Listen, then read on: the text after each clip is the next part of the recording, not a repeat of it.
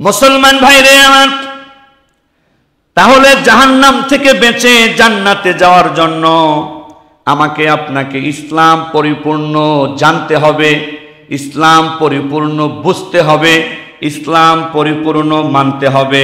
ইসলাম পরিপূর্ণ জানার জন্য, ইসলাম পরিপূর্ণ বোঝার জন্য, ইসলামকে পরিপূর্ণ মানার জন্য আমাকে আপনাকে আল্লাহর দিকে দাওয়াত দিতে হবে, আমাকে আপনাকে মানুষের মাঝে আল্লাহর দ্বীনের প্রচার করতে হবে, আমাকে আপনাকে ইসলামের শিক্ষায় শিক্ষিত হতে হবে, আমার আপনার দেহটাও পবিত্র করতে হবে, আমার আপনার আত্মাটাও। ইসলামকে পরিপূর্ণ জানার জন্য, ইসলামকে পরিপূর্ণ বোঝার জন্য, ইসলামকে পরিপূর্ণ মানার জন্য, জাহান্নাম থেকে বেঁচে জান্নাতে যাওয়ার জন্য 3 নাম্বার কাজ হলো আল্লাহর জমিনে আল্লাহর দ্বীন কায়েমের জন্য পরিবারের, সমাজের সব জায়গায়, রাষ্ট্রের সব জায়গায় আল্লাহর বিধানকে চালু করার জন্য আমাকে আপনাকে 2টা কাজ করতে হবে। নাম্বার 1, অবশ্যই রাষ্ট্র যেহেতু রাজনীতি দিয়ে চলে, রাষ্ট্রে আল্লাহর দ্বীন কায়েমের জন্য আমাকে আপনাকেও আল্লাহর রাজনীতি করতে হবে। ইসলাম পরিপূর্ণ বোঝার জন্য, পরিপূর্ণ জানার জন্য, পরিপূর্ণ মানার জন্য, জাহান্নাম থেকে বাঁচার জন্য, জান্নাতে যাওয়ার জন্য, রাষ্ট্রের সব জায়গায় আল্লাহর দ্বীন কায়েমের জন্য আল্লাহর রাজনীতিও আমাকে আপনাকে করতে হবে। এটা আমাদের মুসলমানরা বোঝে, মানে মসজিদে দাঁড়িয়ে নৌকার পক্ষে ভোট চেয়েছে, কার পক্ষে? জালেমের পক্ষে ভোট চেয়েছে। ওই মুসল্লি আমাদেরকে বলে, হুজুর আপনি রাজনীতির বক্তব্য মসজিদে দিতে পারবেন না, জুতা দিয়ে পিটানো দরকার, বেঁধে রেখে পিটানো দরকার। হারামির হারামি, বদমাইশের বদমাইশ, মাথায় টুপি রেখে মুখে দাড়ি রেখে নামাজ পড়ে মসজিদে এসে মসজিদের মাইক দিয়ে তুই জালেমের পক্ষে ভোট চেয়েছিস, আবার তুই ইমামকে বলিস জালেম এমপি মন্ত্রীর বিরুদ্ধে বক্তব্য দেওয়া যাবে না। আরে শয়তান, নিজের পক্ষে তুই হারাম ভোট চেয়েছিস মসজিদের ভিতরে, আর তুই বলিস ইমাম কেন রাজনৈতিক বক্তব্য দেয়। এদেরকে যতদিন আমরা জুতা পেটা করতে পারবো না ততদিন সমাজে ইসলাম প্রতিষ্ঠা হবে না। এদেরকে যতদিন বেঁধে রেখে থুতু দিতে পারবো না ততদিন রাষ্ট্রে ইসলাম প্রতিষ্ঠা হবে না। জীবনে সে অন্য কোনো কিছু মানা তো দূরের কথা, কল্পনাও করতে পারে না। মুসলমান ভাইরে আমার, আল্লাহ রাব্বুল আলামিন আমার আপনার মহান সৃষ্টিকর্তা, আল্লাহ রাব্বুল আলামিন আমার আপনার মহান পালনকর্তা, তিনি আমার আপনার জীবনদাতা, আল্লাহ তাআলা আমার আপনার মরণদাতা। আল্লাহ রাব্বুল আলামিন আমাকে আপনাকে ভালো রাখার মালিক, আল্লাহ রাব্বুল আলামিন আমাকে আপনাকে মন্দ রাখার মালিক, আল্লাহ রাব্বুল আলামিন আমাকে আপনাকে সম্মান দেওয়ার মালিক, আল্লাহ রাব্বুল আলামিন আমাকে আপনাকে বেইজ্জতি করার মালিক, আল্লাহ রাব্বুল আলামিন আমাকে আপনাকে ক্ষমতা দেওয়ার মালিক, আল্লাহ রাব্বুল আলামিন আমার আপনার কাছ থেকে ক্ষমতা কেড়ে নেওয়ার মালিক, আল্লাহ রাব্বুল আলামিন আমাকে আপনাকে ভালো রাখার মালিক, আল্লাহ রাব্বুল আলামিন আমাকে আপনাকে খারাপ রাখার বা মন্দ রাখার মালিক।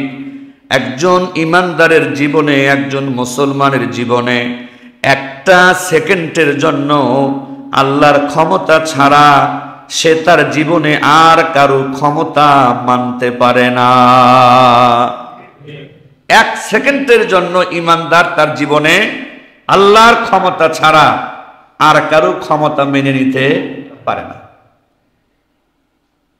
আমার আপনার ব্যক্তিগত জীবনে, পারিবারিক জীবনে, সামাজিক জীবনে, রাষ্ট্রীয় জীবনে, আন্তর্জাতিক পর্যায়ের জীবনে, আমি আপনি চাকরিজীবী হই, আমি আপনি ব্যবসায়ী হই, আমি আপনি রাজনীতিবিদ হই, আমি আপনি সমাজ রাষ্ট্রের মাতব্বর হই, নেতা হই, নেত্রী হই, আমার আপনার পরিচয় যেটাই হোক না কেন, আমার আপনার দায়িত্ব যেটাই হোক না কেন, আমার আপনার প্রত্যেকের পরিচয়ে, প্রত্যেকের দায়িত্বের ভিতরেই প্রত্যেকটা মিনিট আর সেকেন্ডের জন্য আল্লাহর উপরেই আমার আপনার ন্যস্ত হওয়া দরকার।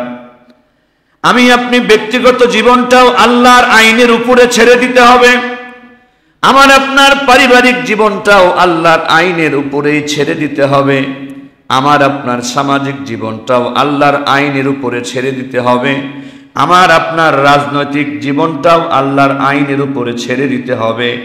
আমার আপনার প্রশাসনিক জীবন, আমার আপনার রাষ্ট্রীয় পরিচালনার জীবন, প্রধানমন্ত্রীর জীবন, প্রেসিডেন্টের জীবন, সেনা প্রধানের পদের জীবন, পুলিশ প্রধানের পদের জীবন, র্যাব বাহিনীর প্রধানের পদের জীবন, বিজিবি প্রধানের পদের জীবন, সমস্ত দায়িত্ব আর জীবনগুলো প্রত্যেকটা মিনিট আর সেকেন্ডে আল্লাহর উপরেই ছেড়ে দিতে হবে। কেননা আমি দাবি করেছি যে আমি একজন মুসলমান। আমি যেহেতু এই দাবি করেছি যে আমি কি মুসলমান, আমি যেহেতু এই দাবি করেছি যে আমি ঈমানদার, আমি নিজেকে মুসলমান দাবি করার পর, আমি নিজেকে ঈমানদার দাবি করার পর আমার জীবনের কোনো একটা সেকেন্ডে আমি আল্লাহর বাইরে আর কাউকে চিন্তা করতে পারি। হ্যাঁ, যদি নিজেকে ঈমানদার দাবি না করেন, মুসলমান দাবি না করেন, যদি নিজেকে কাফের দাবি করেন, বেঈমান দাবি করেন, তাহলে ইসলামের কোনো আমল, কোনো বিধান আর আপনার উপরে চালু হবে না। আপনি কাল কিয়ামতে বিনা হিসাবে জাহান্নামী হবেন, কোনো হিসাব ছাড়াই। হাসরের ময়দানে বেঈমানের কোনো হিসাব নাই। বেঈমান হলো দুই প্রকার। এক নাম্বার হচ্ছে প্রকাশ্য বেঈমান, আত্মস্বীকৃত ঘোষিত বেঈমান, যারা হলো কাফের, অমুসলমান। ওরা প্রকাশ্যেই ঘোষণা দেয় যে আমি ইসলাম মানি না, কোরআন মানি না, আমি মুসলমান নই, আমি কাফের। এই আত্মস্বীকৃত ঘোষিত বেঈমান বিনা হিসাবে জাহান্নামী। দুই নাম্বার, মুখে মুখে বলে মুসলমান কিন্তু অন্তরে রাখে কুফরি। মুখে মুখে বলে যে আমি ঈমানদার, কিন্তু ইসলামকে পরিপূর্ণ মানেও না, স্বীকারও করে না, বোঝেও না, ধারণও করে না। এরা হলো প্রকাশ্যে ঈমানদার কিন্তু গোপনে এরা হচ্ছে বেঈমান। এদেরকে বলা হয় মুনাফিক বেঈমান। কি বেঈমান? একটা হচ্ছে কাফের বেঈমান, ঘোষিত বেঈমান, আর একটা হচ্ছে অঘোষিত বেঈমান, এটা হচ্ছে মুনাফিক। পার্থক্য কি? যে ঘোষণার মধ্যে পার্থক্য। কাফের প্রকাশ্য ঘোষণা দিয়ে বেঈমান, আর মুনাফিক প্রকাশ্য ঘোষণা না দিয়ে গোপন বেঈমান। শাস্তি কি? আল্লাহ পাক জাহান্নামের ভিতরে ঘোষিত বেঈমানদের চাইতেও নিকৃষ্ট জায়গায় রাখবেন অঘোষিত বেঈমান মুনাফিকদেরকে। জাহান্নামের সবচাইতে খারাপ জায়গায় থাকবে কারা? অঘোষিত মুনাফিক বেঈমান। এই মুনাফিক বেঈমানের মাথায় টুপি থাকবে, এই মুনাফিক বেঈমানের মুখে দাড়ি থাকতে পারে, এই মুনাফিক বেঈমানের গায়ে জুব্বা থাকতে পারে, এই মুনাফিক বেঈমান মসজিদে আসতে পারে নামাজে, এই মুনাফিক বেঈমান ঈদগাহ মাঠে এসে কুরবানি দিতে পারে, এই মুনাফিক বেঈমান যাকাতও দিতে পারে, এই মুনাফিক বেঈমান হজও করতে পারে।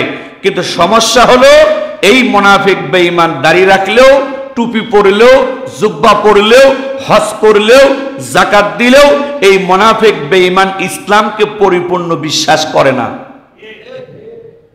এই মুনাফিক বেঈমান ইসলামকে পরিপূর্ণ বিশ্বাস করে না, পরিপূর্ণ বোঝে না, পরিপূর্ণ ধারণ করে না, পরিপূর্ণ মানার প্রয়োজন আছে এটাও বিশ্বাস করে না। কিন্তু তার মুখে দাড়ি থাকবে, তার মাথায় টুপি থাকবে, গায়ে জুব্বাও থাকতে পারে, 5 ওয়াক্ত নামাজেও মসজিদে আসতে পারে। এটি আল্লাহ পাক কোরআনে উল্লেখ করেছেন। মুনাফিকদের নামে আল্লাহ রাব্বুল আলামিন একটি সূরা নাজিল করেছেন, সূরাতুল মুনাফিকুন, 28 নম্বর পারা। ইযা জাআকাল মুনাফিকুনা ক্বালু নাশহাদু ইন্নাকা লারাসূলুল্লাহ।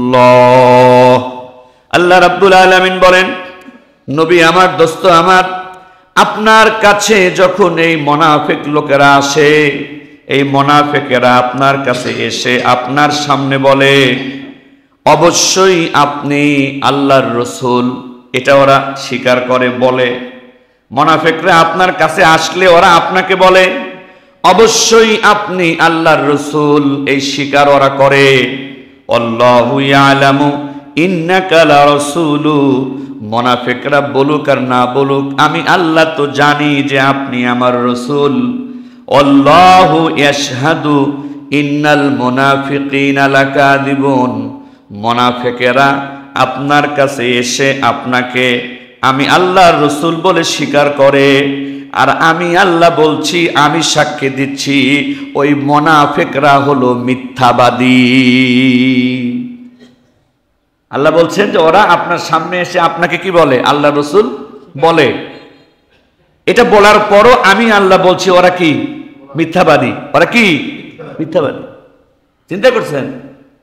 আল্লাহই বলছেন যে ওরা আপনার সামনে এসে আপনাকে আমার রসুল বলে, কিন্তু আমি আল্লাহ বলছি ওরা মিথ্যাবাদী। কেন? ওরা আপনার সামনে এসে আপনাকে আল্লাহর রসুল বলে, আর যখন ওরা গোপন বৈঠক করে তখন আপনাকে আর আমার রসুল ওরা মানে, আপনাকে ওরা পরিপূর্ণ নেতা মানে না, আপনাকে ওরা সমাজ, রাষ্ট্র, পরিবার সব জায়গায় আপনার আদেশ নিষেধ ওরা মানে। ওরা সুযোগ খোঁজে কখন কিভাবে মুসলমানকে বেইজ্জতি করা যায়। মুসলমান সমাজে থেকেই ওরা চিন্তা ভাবনা করে মুহাম্মদুর রাসূলুল্লাহর সব ক্ষমতা যেন সমাজে বাস্তবায়িত না হয়। ওরা মুসলমান সমাজে থেকেই চিন্তা করে মুহাম্মদ শুধু মসজিদ আর মাদ্রাসার ভিতরে থাকবে, কিন্তু সমাজ চালাবো আমরা। সমাজের ব্যাপারে, রাষ্ট্রের ব্যাপারে আমরা মুহাম্মাদের কথা মানব না, সমাজের ব্যাপারে, রাষ্ট্রের ব্যাপারে মুহাম্মদ যেন আমাদের কথা মানে। পার্থক্যটা বুঝতে পেরেছেন? মুনাফিকরা কি চিন্তা করে? যে মসজিদের ব্যাপারে মুহাম্মাদের কথা মানব, মাদ্রাসার ব্যাপারে মুহাম্মাদের কথা মানব, কিন্তু সমাজের ব্যাপারে, রাষ্ট্রের ব্যাপারে, নেতাগিরির ব্যাপারে আমরা মুহাম্মাদের কথা মানব। মসজিদের ব্যাপারে মুহাম্মদ নেতা, মাদ্রাসার ব্যাপারে মুহাম্মদ নেতা, সমাজ আর রাষ্ট্রের ব্যাপারে আমরা নেতা, মুহাম্মদই আমাদেরকে মানবে। এটাই ছিল মুনাফিকদের বুঝ। মুনাফিকদের বুঝ। আল্লাহ পাক বলেন ওরা চরম মিথ্যাবাদী। যারা মসজিদের ব্যাপারে আপনি নবীকে নেতা মানে, যারা মাদ্রাসার ব্যাপারে আপনি নবীকে নেতা মানে, কিন্তু সমাজের ব্যাপারে আপনি নবীকে নেতা মানে না, রাষ্ট্রের ব্যাপারে আপনি নবীকে নেতা মানে না, এরাই হচ্ছে মুনাফিক, বেঈমান, এরাই হচ্ছে মিথ্যাবাদী। নবীজিকে জীবনের শুধু এক ব্যাপারে, এক ক্ষেত্রে নেতা মানলে আমার আপনার মুক্তি মিলবে না। মুসলমান ভাইরে আমার, মুহাম্মদুর রাসূলুল্লাহকে যেমন মসজিদের ব্যাপারে আমাকে আপনাকে নেতা মানতে হবে, মুহাম্মদুর রাসূলুল্লাহকে যেমন মাদ্রাসার ব্যাপারে আমি আপনি নেতা মেনে চলবো, মুহাম্মদুর রাসূলুল্লাহকে সমাজের ব্যাপারেও আমি আপনি নেতা মেনে চলতে হবে, মুহাম্মদুর রাসূলুল্লাহকে রাষ্ট্রের ব্যাপারেও আমি আপনি নেতা মেনে চলতে হবে। জীবনের কোনো একটা ক্ষেত্রে, কোনো একটা সময়, কোনো একটা জায়গায় যদি আমরা আল্লাহ রসুলকে নেতা না মানি, ওই জায়গাতেই আমি আপনি বেঈমান হয়ে যাব। জীবনের যেই জায়গাতেই আল্লাহ রসুলকে নেতা মানব না, জীবনের যেই সেকেন্ডে, যেই মিনিটেই আল্লাহ রসুলকে নেতা মানব না, ওই সেকেন্ডে, ওই মিনিটেই আমি আপনি বেঈমান হয়ে যাব। এটাই ইসলামের পরিপূর্ণ কথা, মূল কথা। এখন আমাদের সমাজে মসজিদের ব্যাপারে নবীর ওয়ারিস আলেমকে মানে অনেকে, মাদ্রাসার ব্যাপারে নবীর ওয়ারিস আলেমকে অনেকে মানে, কিন্তু সমাজের ব্যাপারে আলেমকে নেতা মানে না। এমন মাতব্বর আমাদের সমাজে একটাও নাই, এমন লোক আমাদের সমাজে একটাও নাই। ইমামকে, আলেমকে মসজিদ মাদ্রাসার ব্যাপারে কিছুটা নেতা মানে, কিন্তু রাষ্ট্রের ব্যাপারে ইমামকে, আলেমকে নেতা মানতে চায় না, এমন লোক আমাদের রাষ্ট্রে আছে কি নাই?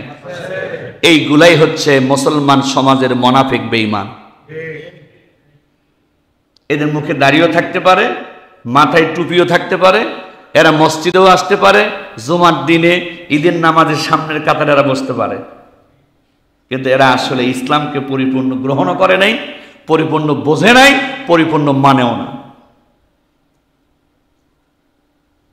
বহু ব্যক্তি সমাজ রাষ্ট্রের ব্যাপারে, পরিবারের ব্যাপারে ইমামকে তো মানেই না, মসজিদের ব্যাপারেও ইমামকে পরিপূর্ণ মানতে চায় না। ঠিক না ভাই? ঠিক।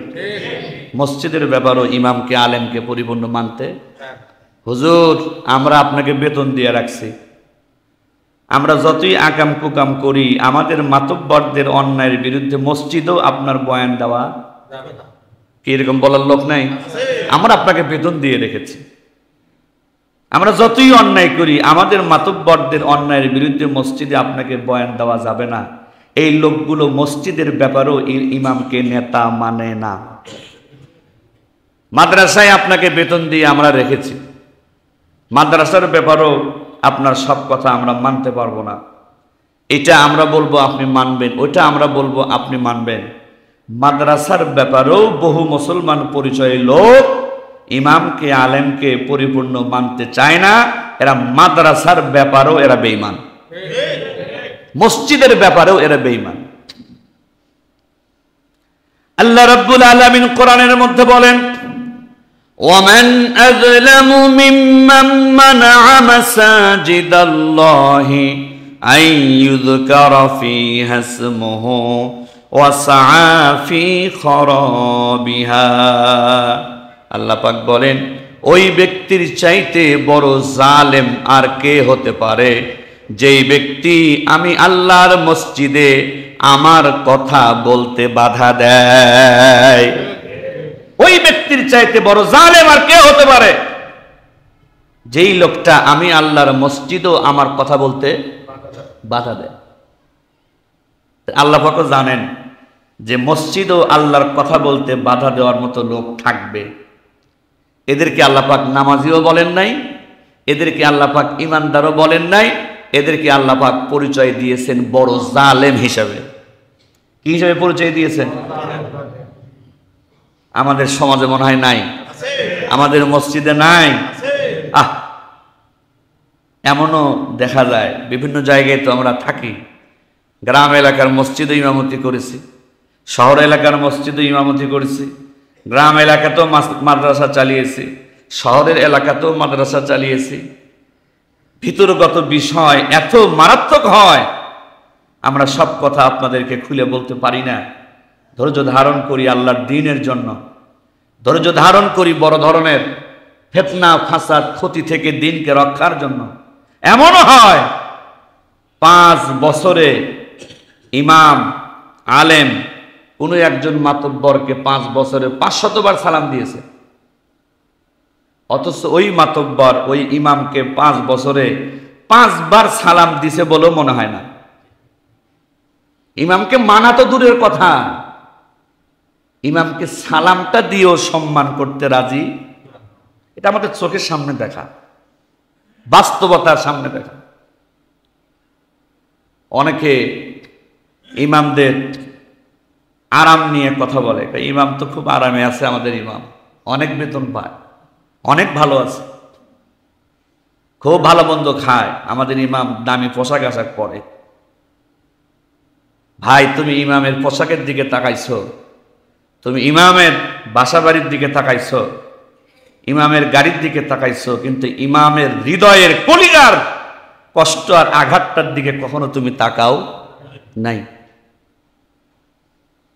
কতটা কষ্ট, কতটা যন্ত্রণা নিয়ে একজন ইমাম, একজন আলেম সমাজে জীবনযাপন করে। একজন ইমামকে, আলেমকে আপনি কোনোদিন দাওয়াত দেননি, কোনোদিন ভালো খাবার খাওয়াননি, কোনোদিন হাদিয়া দেননি। এটা একজন ইমামের জন্য তেমন কষ্টের নয়, তেমন আঘাতের নয়। কিন্তু আপনি যখন ইমামকে মসজিদেও সত্য কথা বলতে বাধা দেন, এটা ইমামের কলিজাকে ফেটে চৌচির করে দেয়। কোনোদিন দাওয়াত দিন না, কোনোদিন আপনি 1 টাকা হাদিয়া দিয়েন না, আমাদের কষ্ট নাই, আঘাত নাই। কিন্তু যখনই আপনি একজন ইমামকে আল্লাহর কথা বলতে বাধা দিবেন, এটা তার কলিজায় তীর মারার মতো হয়ে যায়। বহু ইমাম, বহু আলেম সরকারি অনেক সুযোগ সুবিধাকে লাথি মেরে দূরে সরে দেয় আল্লাহর ভালোবাসায়। অনেক ইমাম, অনেক আলেম জেল জীবনকে মেনে নেয়, অনেক ইমাম, অনেক আলেম ফাঁসির দড়িকে মেনে নেয় আল্লাহর ভালোবাসায়, আল্লাহ রসুলের ভালোবাসায়। আপনাদের তো এই হৃদয়টা খুলে আমরা দেখাতে পারি না, কিন্তু আপনারা আমাদের পোশাক দেখেন, এটা মোটরসাইকেল চালাইলে ওটা দেখেন, বাহ হুজুর তো ইনকাম ভালোই আছে, হোন্ডা চালায়, প্রাইভেট কার নিয়ে ঘুরে, খুব ভালো আছে। 5টা বছর, 6টা বছর, 10টা বছর একটা মহল্লায় একজন ইমাম থাকেন, আলেম থাকেন। 10টা বছরে ইমাম আলেম কত মানুষকে কত হাজারবার সালাম দিছে। অথচ এমনও লোক আছে 10 বছরে ইমামদের 10টা বারো সালাম দেয়নি। সে মনে করে আমরা বেতন দিয়ে রেখেছি, হুজুরই তো আমাদেরকে সালাম দিবে। খালি কথা একটাই, আমরা বেতন দিয়ে রেখেছি, ইমামই তো আমাদেরকে সালাম দিবে, আমরা কেন ইমামকে সালাম দিব? এটা ইসলামের বুঝ নয়, এটা মুনাফিকের বুঝ, এটা বেঈমানের বুঝ। আল্লাহ রসুল বলেন, যে আগে সালাম দেয় সে অহংকার মুক্ত হয়ে যায়। যে আগে সালাম দেয় সে কি হয়ে যায়? তাহলে যে আগে সালাম দেয় না, খালি সালাম নেওয়ার ধান্দা করে অহংকারী। যে আগে সালাম দিতে চায় না, শুধু সালাম নেওয়ার ধান্দা করে, সে কি? অহংকার। সে কিসের নামাজি? সে কিসের মুসল্লি?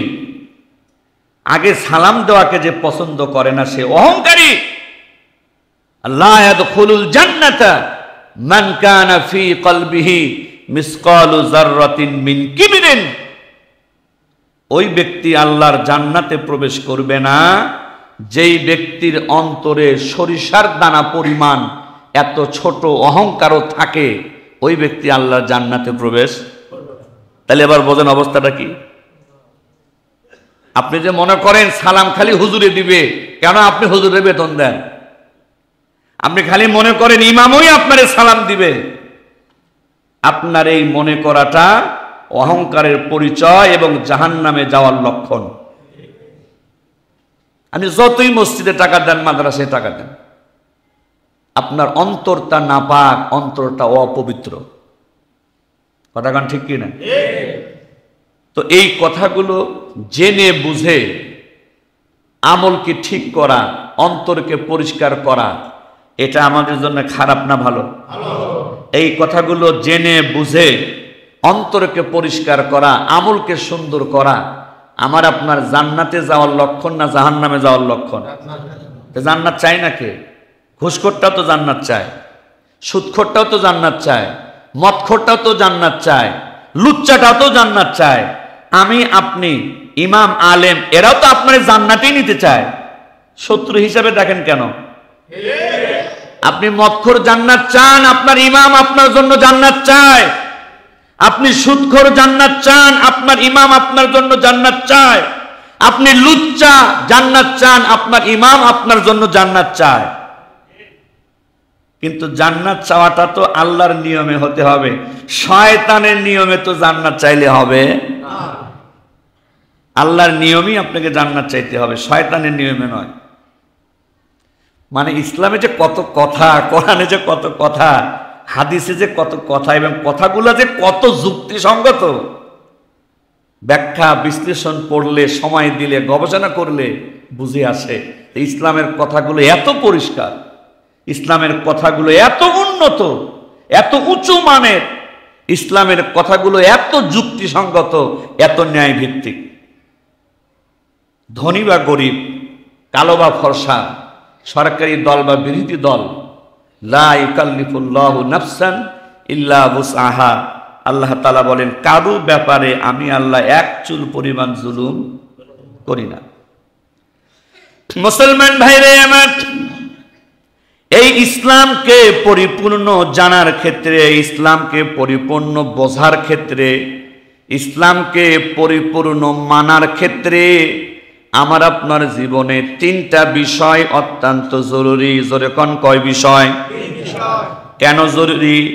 ইসলামকে পরিপূর্ণ জানার ক্ষেত্রে বলেন কেন জরুরি? বলেন সবাই বলেন। ইসলামকে পরিপূর্ণ জানার জন্য জরুরি, ইসলামকে পরিপূর্ণ বোঝার জন্য জরুরি, ইসলামকে পরিপূর্ণ বোঝার জন্য জরুরি। 3 নাম্বার, ইসলামকে পরিপূর্ণ মানার জন্য জরুরি। ইসলামকে পরিপূর্ণ আর ইসলামকে পরিপূর্ণ জানতে হবে, ইসলামকে পরিপূর্ণ বুঝতে হবে, ইসলামকে পরিপূর্ণ, এই তিনটার একটাও কি বাদ দেওয়ার সুযোগ আছে? এই ইসলামকে পরিপূর্ণ বুঝতে, ইসলামকে পরিপূর্ণ জানতে, ইসলামকে পরিপূর্ণ মানতে আমার আপনার জীবনে 3টা কাজ জরুরি। কয়টা কাজ? নাম্বার 1, দাওয়াত এবং তাবলীগ।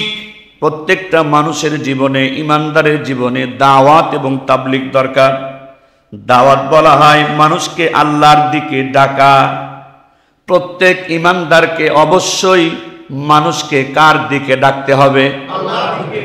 2 নাম্বার, তাবলীগ। তাবলীগ মানে হলো ইসলামের প্রচার করা। প্রত্যেকটা ইমানদারকে যতটুকু জানে, একটা হাদিসও যদি জানে, প্রত্যেকটা ইমানদারের দায়িত্ব ওই ইসলামের কথাটা সমাজের মধ্যে, অন্য মানুষের মধ্যে ছড়িয়ে দেওয়া। আল্লাহর দিকে মানুষকে ডাকা এবং ইসলামের কথা ছড়িয়ে দেওয়া, এটা প্রত্যেকটা মুসলমানের একটা গুরুত্বপূর্ণ। আমি শুধু মূল কথাটা বলছি। 2 নাম্বার হলো তালিম এবং তাজকিয়া। তালিম মানে হলো ইসলামের শিক্ষা, হাদিসের শিক্ষা। একটা হলো কিতাবের জ্ঞান, বই পুস্তকের জ্ঞান, বিধানগত জ্ঞান। তালিম এটা হলো শিক্ষা। যে ব্যক্তি নিজেকে মুসলমান দাবি করে, ইমানদার দাবি করে, অবশ্যই ওই ব্যক্তিকে ইসলামের পরিপূর্ণ শিক্ষাটা অর্জন করতে। নাকি এটা শুধু ইমামের জন্য ইসলাম শেখা? শুধু ইমামের বাচ্চার জন্য ইসলাম শেখা? তালাবুল ইলমি ফারিদাতুন আলা কুল্লি মুসলিম। প্রত্যেক মুসলমান নর এবং নারীর জন্য কোরআনের শিক্ষা, ইসলামের শিক্ষাকে বাধ্যতামূলক ফরজ করে দেওয়া হয়েছে। তাহলে ইসলামকে পরিপূর্ণ জানার জন্য, ইসলামকে পরিপূর্ণ বোঝার জন্য, ইসলামকে পরিপূর্ণ মানার জন্য, জাহান্নাম থেকে বেঁচে জান্নাতে যাওয়ার জন্য আমাকে আপনাকে দাওয়াত দিতে হবে আল্লাহর দিকে। আমাকে আপনাকে তাবলীগ করতে হবে, আল্লাহর দ্বীনের প্রচার করতে হবে। 2 নম্বরে তালিম, অবশ্যই আমাকে আপনাকে ইসলামের জ্ঞান শিক্ষা অর্জন করতে হবে। তারপরে এর সঙ্গে আরেকটি বিষয় হচ্ছে তাজকিয়া। তাজকিয়া মানে পবিত্রতা অর্জন করা, শারীরিক পবিত্রতা, মানসিক পবিত্রতা। শারীরিক পবিত্রতা হলো ওযু গোসলের মাধ্যমে নিজের দেহকে পবিত্র করা, আর আত্মার পবিত্রতা হলো অন্তর থেকে অহংকার, হিংসাকে দূর করে দেওয়া। কোন ইমানদার যদি যতই নামাজি হোক, যতই রোজাদার হোক, কোন ইমানদারের অন্তরে যদি অহংকার আর হিংসা থাকে, এই অহংকার হিংসা ওই ইমানদারের সমস্ত নেক আমলকে ধ্বংস করে দিবে। ইয়াকুম ওয়াল হাসাদ ফাইন্নাল হাসাদা ইয়াকুলুল হাসানাতি কামা তাকুলুন নারুল হাতাব। আল্লাহর হাবিব বলেন, সাবধান, তোমরা হিংসা করা থেকে বিরত থাকো, কেননা আগুন যেমন কাঠ খড়িকে জ্বালিয়ে পুড়িয়ে শেষ করে দেয়, হিংসাও মানুষের নেক আমলকে জ্বালিয়ে পুড়িয়ে শেষ করে দেয়। হিংসা হলো অন্যের ভালো সহ্য না করা, হিংসা হলো অন্যের ক্ষতি কামনা করা। কি আলেমের ক্ষতি কামনা করার লোক আমাদের সমাজে নাই? ইমামের ভালো সহ্য করতে না পারার লোক আমাদের মসজিদে আসে না? অন্য মুসলমান ভাইয়ের ভালো সহ্য করতে না পারা, অন্য মুসলমান ভাইয়ের ক্ষতি কামনা করার লোক আমাদের মসজিদে আসে না? আমাদের ঈদগাহ মাঠে আসে না?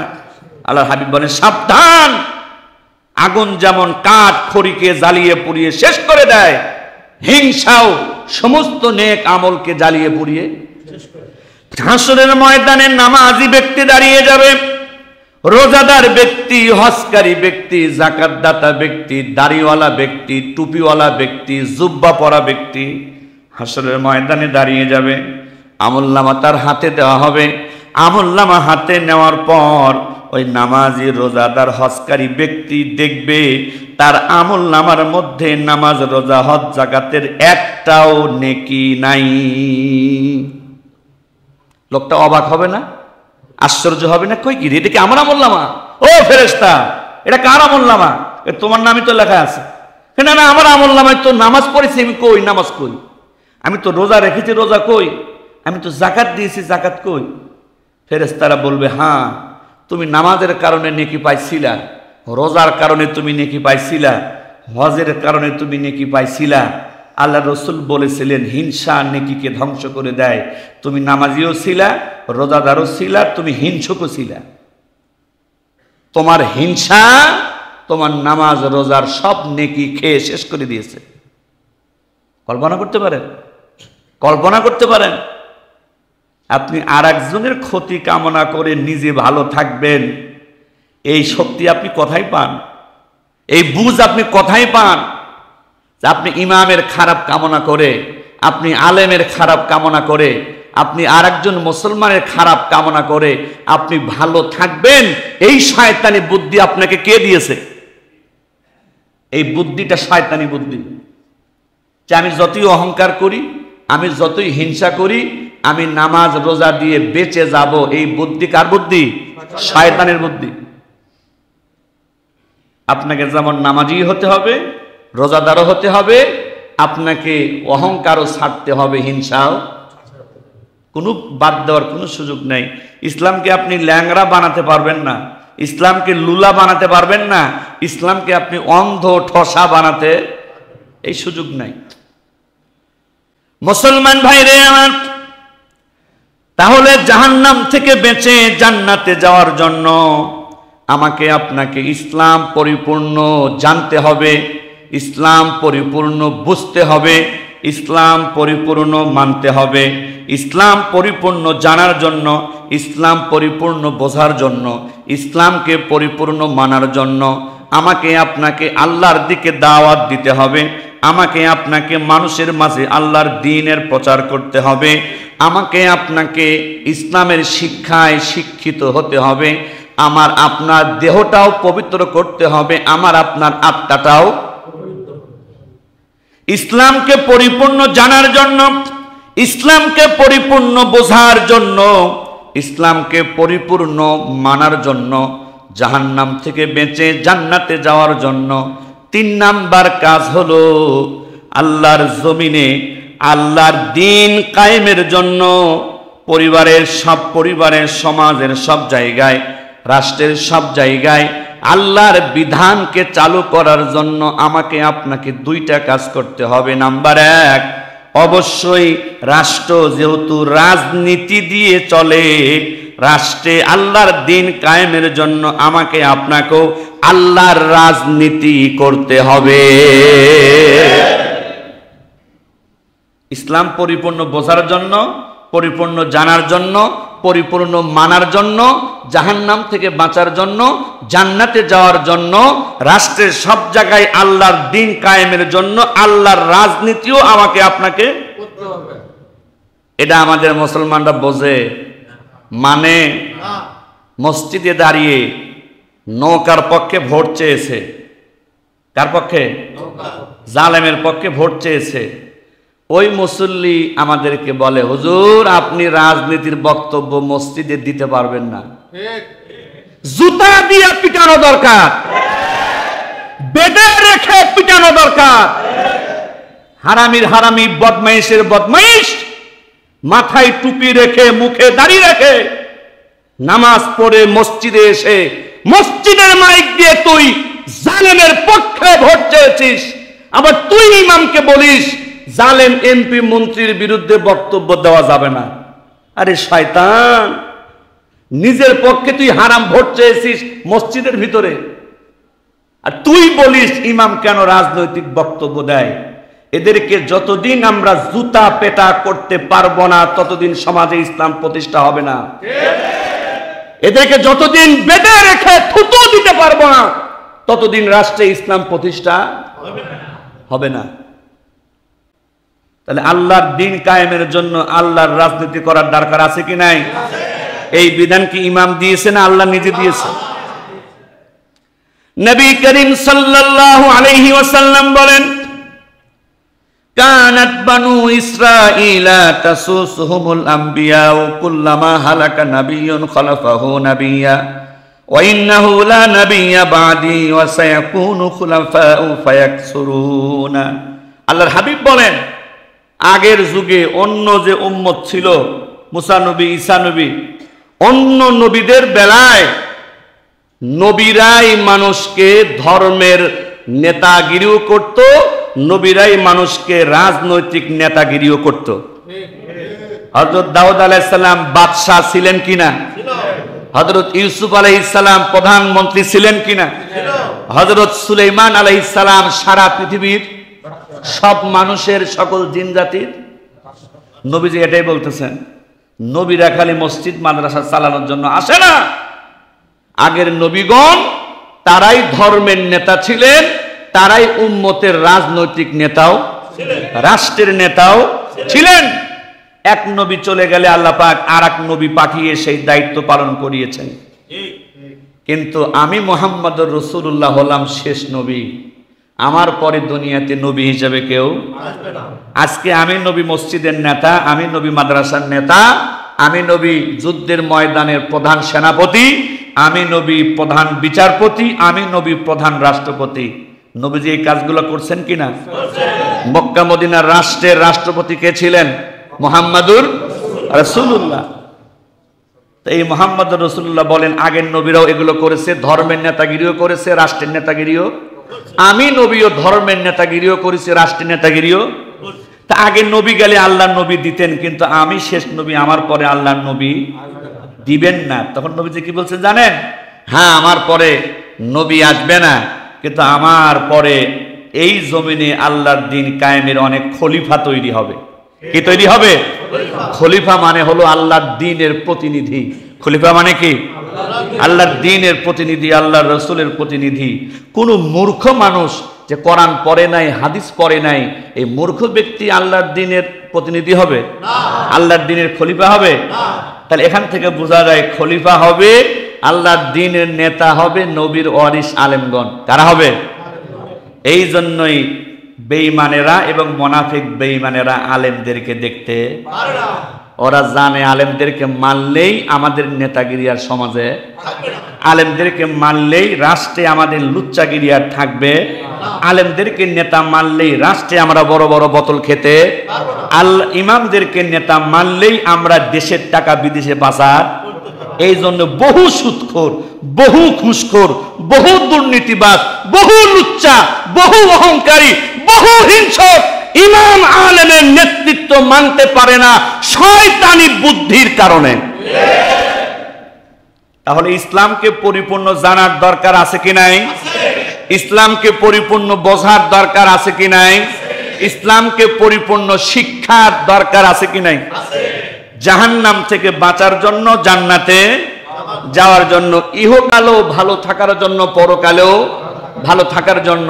সেই জন্য একটা দায়িত্ব, আমরা আল্লাহর দিকে মানুষকে ডাকবো, মানুষের মাঝে আল্লাহর দ্বীনে প্রচার করব। 2 নাম্বার, আমরা তালিম নিব, ইসলামের কোরআনের হাদিসের শিক্ষা নিব, আমরা আমাদের দেহকেও পবিত্র করব, আত্মাকেও পবিত্র করব।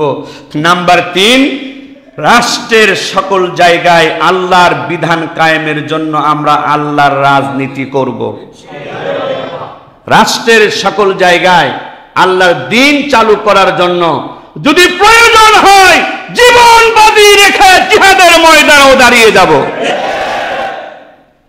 এটাই জাহান্নাম থেকে বাঁচার রাস্তা, এটাই জান্নাতে যাওয়ার রাস্তা। যারা ইসলামের দুশমন, অমুসলমান, বেঈমান, কাফের, মুনাফিক, আমরা ওদেরকে ইসলামের দাওয়াত দিব। যদি ওরা কবুল করে, ও আমাদের দ্বীনি ভাই। ইসলাম কবুল করলে তাদের সাথে আমাদের কোনো শত্রুতা নাই। আমরা দাওয়াত দেওয়ার পর, তাবলীগ করার পর ওরা যদি ইসলামকে না মানে, সেক্ষেত্রে যদি ওরা আমাদের মুসলমানের সাথে দুশ্মনী না করে, আমাদের রাষ্ট্রের ট্যাক্স যদি ওরা দেয়, মুসলমানও আমাদের রাষ্ট্রের নিরাপত্তার সাথে থাকতে পারবে। ওরা যদি আমাদের সাথে শত্রুতা না করে, রাষ্ট্রের ট্যাক্স দেয়, ওদেরকে আমরা মুসলমান নেতারা নিরাপত্তা দিব। কিন্তু কোনো মুসলমান যদি ইসলামের দাওয়াত মানল না, উল্টো ইসলামের বিরুদ্ধে চক্রান্ত করতে থাকলো, ইসলামের বিরুদ্ধে লড়াই করতে থাকলো, তার বিরুদ্ধে জিহাদের ময়দানে দাঁড়িয়ে যাওয়া আমাদের ইমানদারদের জন্য ফরজ হয়ে যায়। এই সংক্ষিপ্তভাবে ইসলামের একটা পরিপূর্ণ ধারণা আপনারা পাইছেন কিনা? ইসলামের একটা পরিপূর্ণ মূল বুঝ পাইছেন কিনা? এই ইসলামকে পরিপূর্ণ বোঝা, পরিপূর্ণ জানা, পরিপূর্ণ মানতে রাজি আছেন কে কে?